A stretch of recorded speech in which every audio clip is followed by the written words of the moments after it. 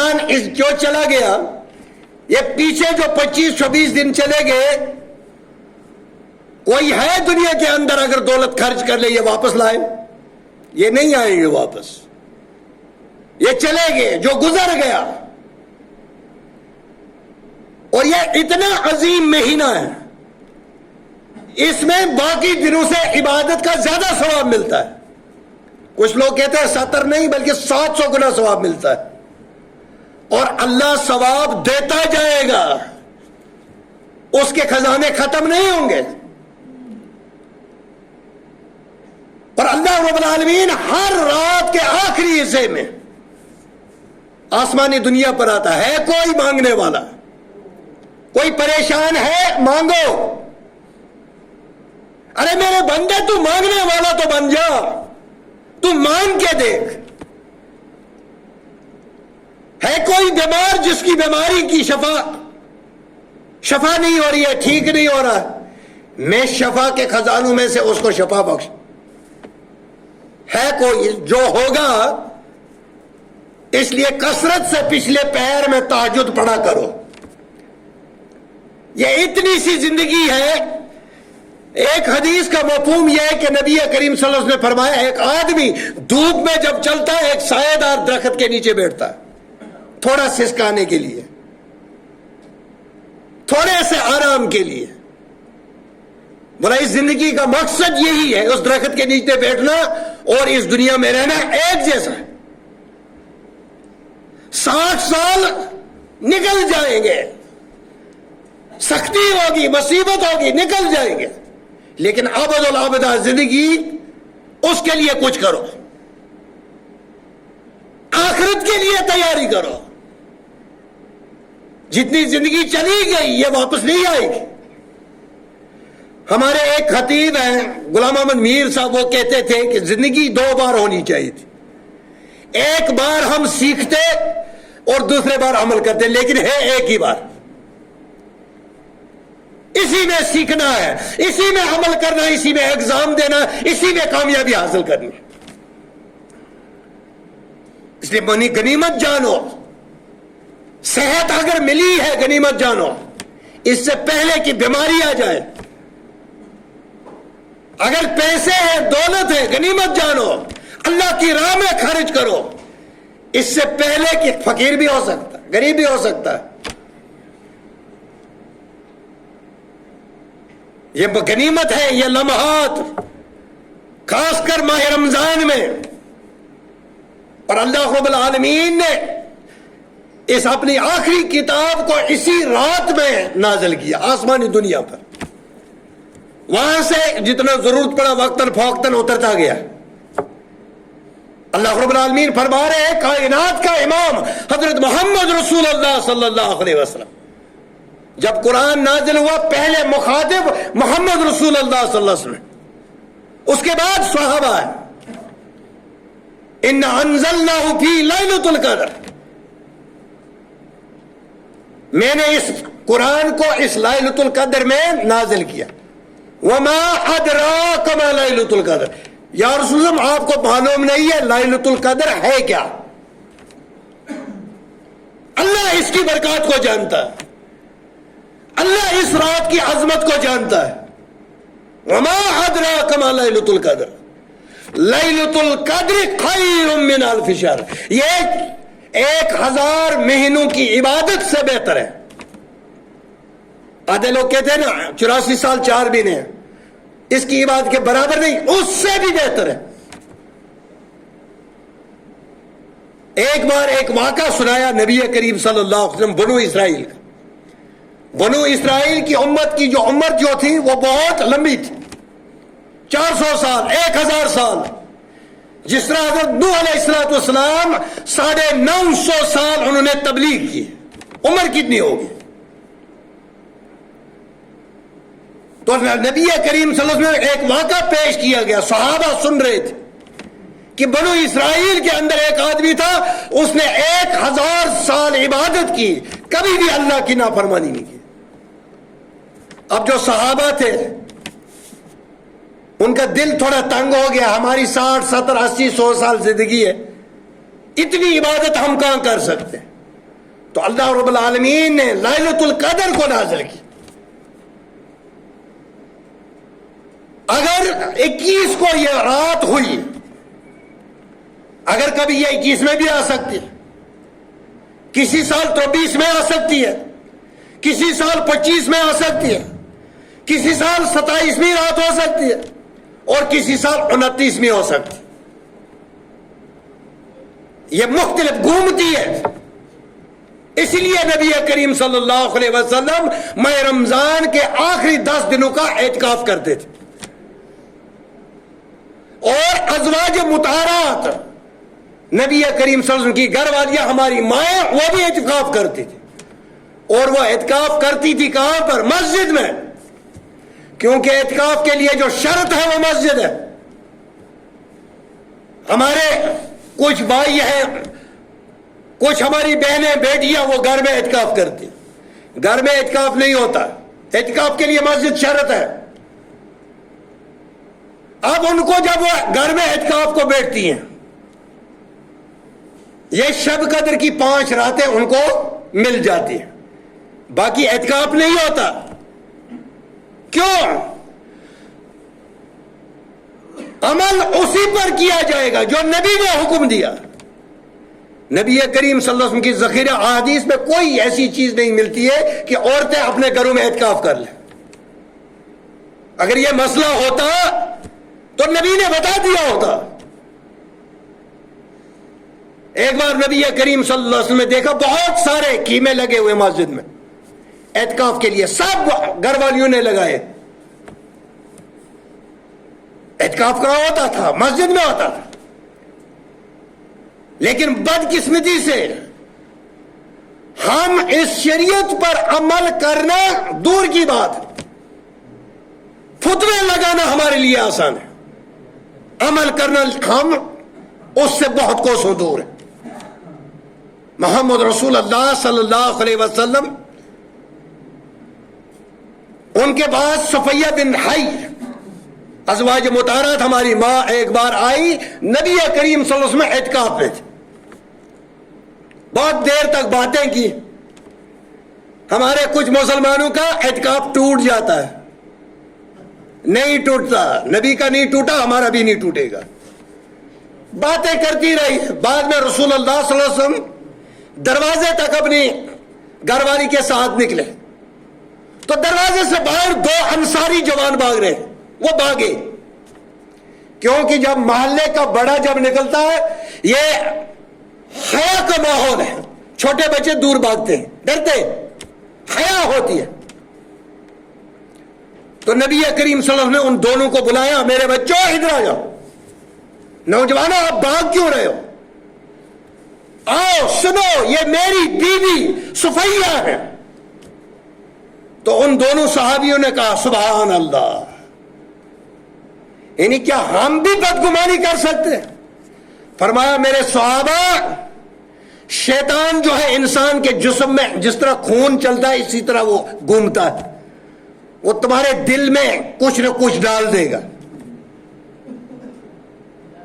حضرت عائشہ صدیقہ رضی اللہ تعالیٰ نے بیان کرتی ہے، نبی کائنات صلی اللہ علیہ وسلم اعتکاف میں ہوتے تھے، اپنا سر مبارک باری سے باہر نکالتے میں دھوتی تھی، کنگھی کرتے تھے. ان کا اعتکاف میں کوئی فرق نہیں پڑا. ہمارے والوں کو فرق پڑ جاتا ہے. عورت کی نظر پڑی، اعتکاف گیا، پہلے تو ہم نے مسجدوں سے ہی ان کو نکال دیا. یہ افسوس کا مقام ہے. اور یہ سلف کہتے تھے جب مسجد میں آپ دیکھو بچے بھی ہیں، چھوٹے بچے، آپ نماز پڑھ رہے ہو، بچے کھیل بھی رہے ہیں اور سجدے بھی کر رہے ہیں، جان لو کہ قوم زندہ ہے. اور جب آپ دیکھو مسجد میں صرف بزرگی ہے، بچے نہیں ہیں، جوان نہیں ہیں، آپ جان لو قوم مردہ ہو چکی ہے. قوم کو زندہ رکھنا ہے تو بچوں کو مسجد میں لے آئیے.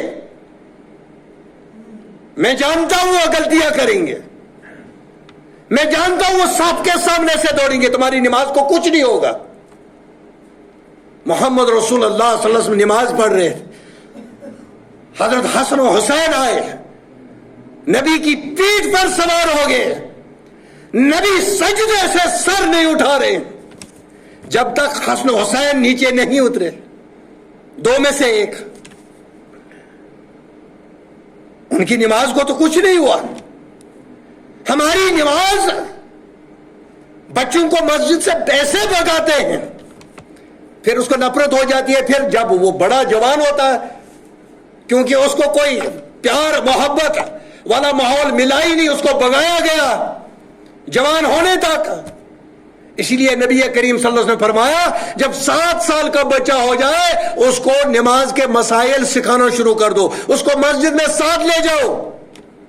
اور جب 10 سال کا ہو جائے وہ نماز نہ پڑھے اس کو مارو. یہ 3 سال کا پیریڈ جو ہے یہ اس بچے کی تربیت ہے. ہم نے سمجھا ہی نہیں. وما ادراک ما لیلۃ القدر. آپ کیا جانو کہ یہ لیلۃ القدر ہے کیا؟ لیلۃ القدر خیر من الف شہر، یہ 1000 مہینوں کی عبادت سے بہتر ہے.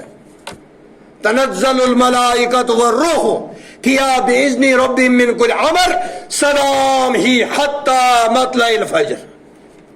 اس میں فرشتے اترتے ہیں. روح سے مراد جبریل علیہ السلام، فرشتوں کی جماعت لے کر. ہم نہیں دیکھتے نا، ہمیں نظر نہیں آتے، لیکن یہاں پر موجود ہیں فرشتے. دیکھ رہے ہیں کون کیا حرکت کر رہا ہے، دیکھ رہے ہیں کون تسبیح پڑھ رہا ہے، دیکھ رہے ہیں کون نماز میں مشغول ہے، دیکھ رہے ہیں کون قرآن کی تلاوت کر رہا ہے، وہ دیکھ رہے ہیں. اور یہ سلسلہ کب تک رہتا ہے؟ صبح نماز تک، فجر تک.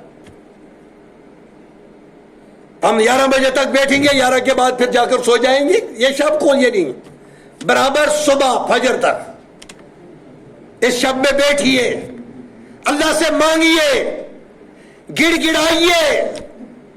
کیونکہ ہم اوپر سے نیچے تک، پاؤں سے سر تک، سر سے پاؤں تک گناہوں سے بھرے ہوئے. ہمیں بہت مانگنے کی ضرورت ہے.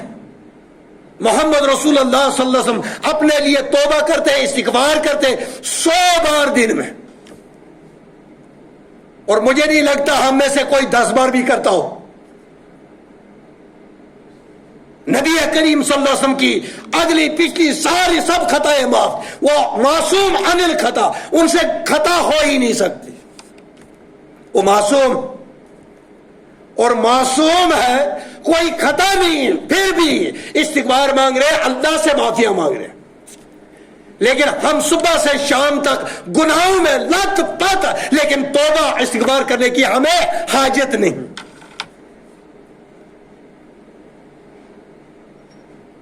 اللہ رب العالمین نے محمد رسول اللہ صلی اللہ علیہ وسلم کو رحمت بنا کر بھیجا، رحمت للعالمین. اگر اللہ نے صرف مسلمانوں کے لیے اس کو بھیجا ہوتا رحمت بنا کر، پھر ہوتا رحمت للمسلمین. لیکن وہ رحمت للعالمین ہے. اب وہ خوش قسمت انسان ہے جو اس رحمت کا حصہ بن جائے، اور وہ بد قسمت انسان ہے جو اس رحمت سے محروم ہو جائے. یہ مانگنے کی رات ہے، اللہ سے توبہ کرنے کی رات، اپنی خطاؤں کو بخشانے کی رات ہے، اللہ کے سامنے گڑ گڑانے کی رات ہے، سجدے کرنے کی رات ہے، قیام کرنے کی رات ہے، قرآن پڑھنے کی رات ہے. سب سے زیادہ استغفار کیجئے، امت کے لیے دعائیں کیجئے. جو دوسرے مذاہب کے لوگ ان کی ہدایت کے لیے دعائیں کیجئے. ہمیں تو اسی ہمیں ذمہ داری ہے. یہ ہم سے پوچھا جائے گا. اگر تو دعوت نہیں دے سکا، کم سے کم ان کے لیے دعا تو کر سکتا تھا. ہم اگر کسی کے لیے دعا کر دیں ایک دم فتوے لگ جاتے. یہ بدقسمتی ہے. ایک قرآن، ایک امت، ایک اللہ، ایک نبی، لیکن امت بکھری ہوئی، امت کا شیرازہ بکھر گیا.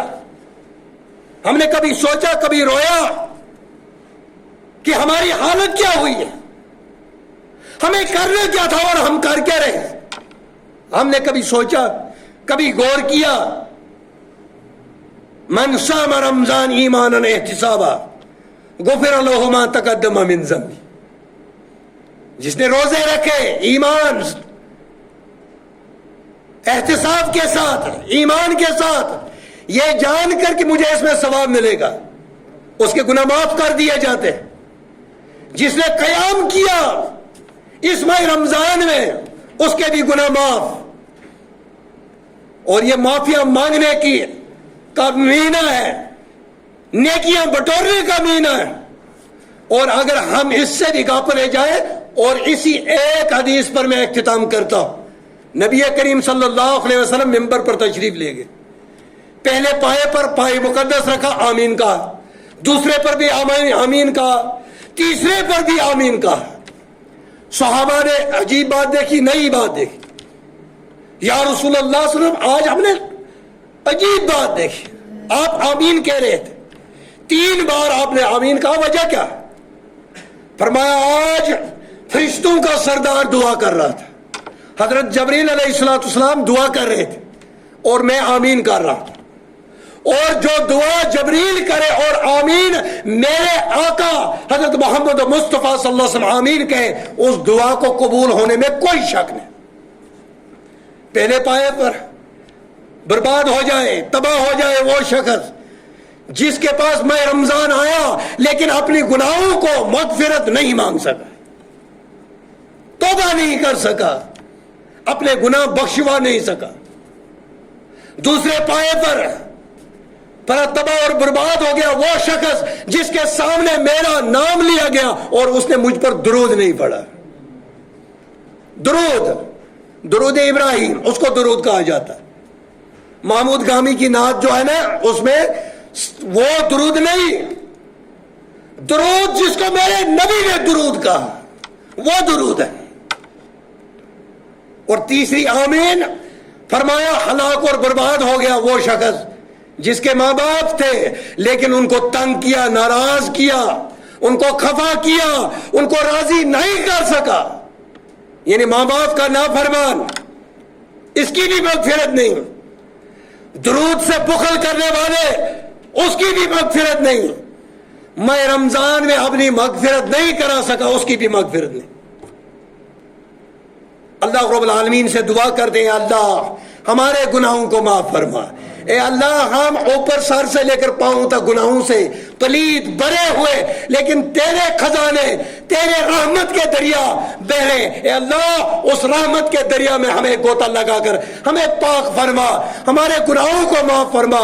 اے اللہ ہماری بہو بیٹیوں کی حفاظت فرما، انہیں ہدایت فرما، ہمارے نوجوانوں کو ہدایت فرما، ہمارے بزرگوں کو ہدایت فرما۔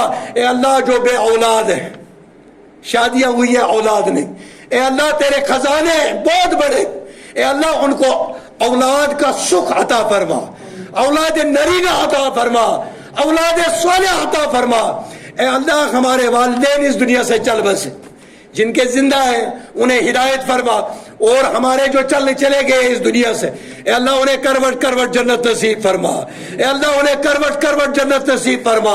اے اللہ ان کو قبر جو ہے باغوں میں سے ایک باغ بنا، اے اللہ ان کو اپنی نور کی روشنی اس قبر میں اپنی روشنی پیدا کر، اے اللہ ان کا اندھیرا دور کر دے، اے اللہ ان کا ملجا اور حافظ بن جا، ان کا حسبنا اللہ نعم الوکیل و نعم المولا و نعم النصیر۔ ہماری یہی دعوت ہے، ہماری مدد کرنے والا ایک اللہ، صرف اللہ، صرف اللہ، ہم اسی سے مانگتے۔ اے اللہ تیرے دروازے کی سوا ہم کسی دروازے کو نہیں جانتے، ہم کسی دروازے کو نہیں جانتے، تیرے ہی دروازے پہ آئے ہیں، اس شب کے اندر بیٹھے، ہمیں یقین ہے اے اللہ ہم اس رات میں خالی دامن لے کر نہیں جائیں گے، اپنی جولیاں بھر کر جائیں گے۔ اے اللہ ہماری خطاؤں کو معاف فرما، ہماری لغزشوں کو معاف فرما، ہماری نماز قبول فرما، اے اللہ ہمارے روزے قبول فرما، ہماری تلاوت قبول فرما، ہماری تراویح قبول فرما۔ اے اللہ مسلمان جو اختلاف کا شکار ہوئے، اے اللہ ہمیں اتحاد اور اتفاق عطا فرما۔ وآخر دعوانا ان الحمدللہ رب العالمین، والسلام علیکم ورحمۃ اللہ۔